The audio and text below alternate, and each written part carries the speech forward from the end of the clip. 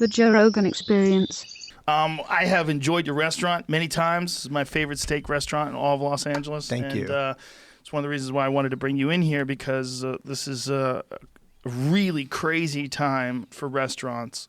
And I mean, that's basically, that's the gist of it. This is a crazy time. It's bananas. It's absolutely crazy. Trying to just get a handle on it. It's just overwhelming. So for me, it's just head down and cook. Try to help people, that are in need. And then we'll figure it out later. Well, I know you've been doing a lot of cooking for first responders and for hospitals. And what have you been doing with your time now that this is? Well, it really first started where basically everybody was just staring at each other and saying, what is going on, what's happening? And I didn't lay off any of my employees, and it's all happening. Everybody else is closing up shop, and I'm just overwhelmed as a business owner. What am I going to do? And I had my GM come up to me, and because I'm trying to figure it out. Everybody's asking what's going to happen. My GM came up to me and says, "Hey, listen, we're with you. We know you didn't create the coronavirus. You do what you have to do, and we know your heart's in the right place." And I was just like, kind of just let out a breath, and I'm like, okay, well, I appreciate you saying that. And then I was just get down to business with it. And we had to cut back 90% of the staff, and we were just cook. Didn't know who was gonna buy it or anything. It was just crazy. So we should just tell everybody, it's the steakhouse is called APL, Yeah. and it's in L.A. in, what is that, like the theater district? What is that called? It's in the heart of Hollywood and Vine, yeah. And it's right next to the Pantages Theater, which Right. and what's ironic was it was literally when they closed down all the restaurants, it was going to be the night of Hamilton premiering, which is a big deal for us as a business, and all of a sudden it's like it stops. And, yeah, I went to your place right after we saw something. It was it was Frozen. Yeah. Okay. I have daughters. Right. Yeah, we went to see Frozen, and that was the last time I was at your place. It's got to be a very strange thing. This has never happened before. And one of the things that we've talked about a lot on this podcast is what's so devastating about this is there's a lot of people that have lost businesses in the past because markets changed and because maybe they didn't do what they could have done or work as hard as they could have worked. But for so many small businesses and restaurants and bars, they've been doing the best work they've ever been able to do. They're putting in the hours. They're showing up. They're putting out these amazing meals. And then because of nothing that's their fault, it just gets shut off. It just gets shut off. It's crazy. And without any real understanding of how long it's going to take or when you're going to, I mean, we just had a conversation. I was saying we should just talk about this on air because we were just talking in the green room. Yeah. Like there's no clear indication of when you'll be able to go back to work and serve food to the general public and what that's going to look like. I know it's the unknown. But how I'm investing my time, how a lot of other chef restaurateurs are investing their time is trying to serve takeout to the public, but also doing charitable and things to provide for first line, front line, defense. Yeah. And one of the things is Jimmy Kimmel and I teamed up to, for every meal that we prepare, we donate a meal to St. Joseph's Center. So that was the first thing, because for our attitude is like, we want to help people and let them know that they're cared about. And then the other thing is to really just keep even just the 5 people working, because we didn't even know if people were going to order. So we jumped into it like that. And then these services such as Frontline LA, which comes in and is like the glue between us and the hospitals. And we prepare meals for 150 meals at a time for the hospital workers.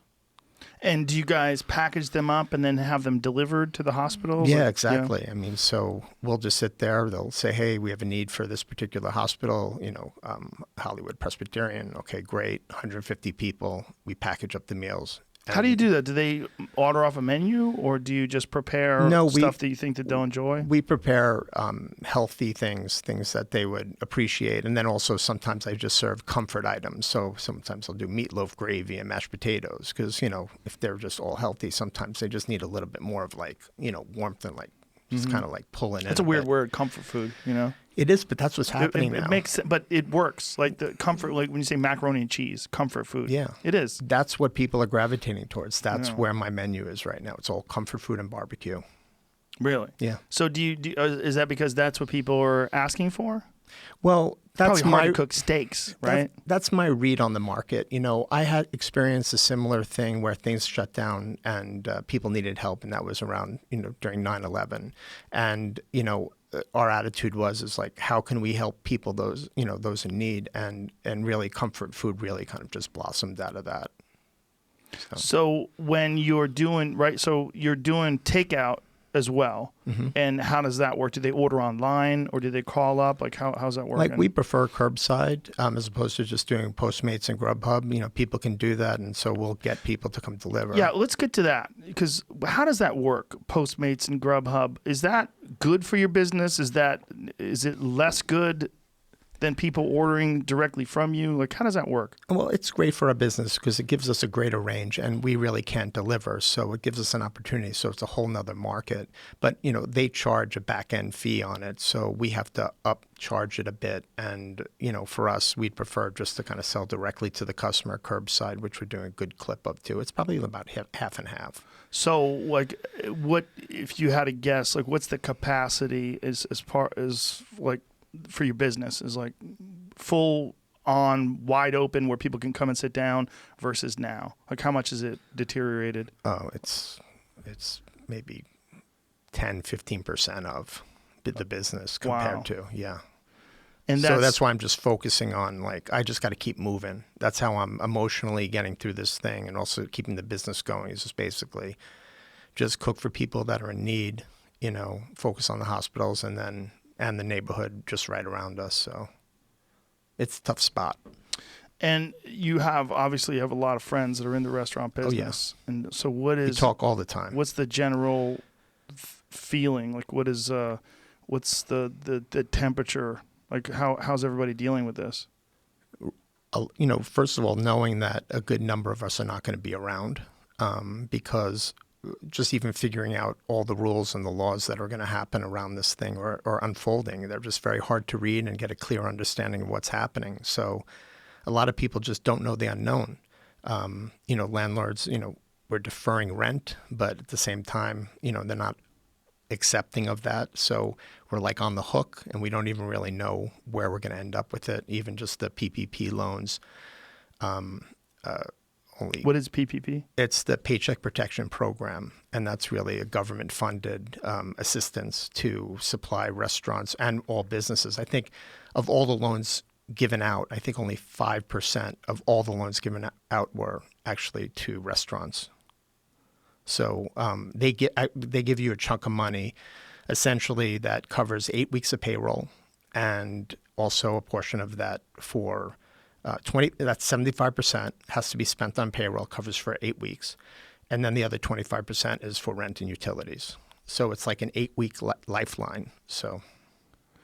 And so far, how long has it been now? We're looking at 6 weeks of lockdown so far, or something like that. It feels like longer. It's got to be a little bit longer.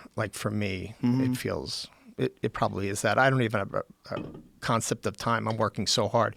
It's just me and 4 other people, and 2 are in the front and 2 are with me in the kitchen. We're doing dishes, we're cooking, we're cleaning, we're doing everything.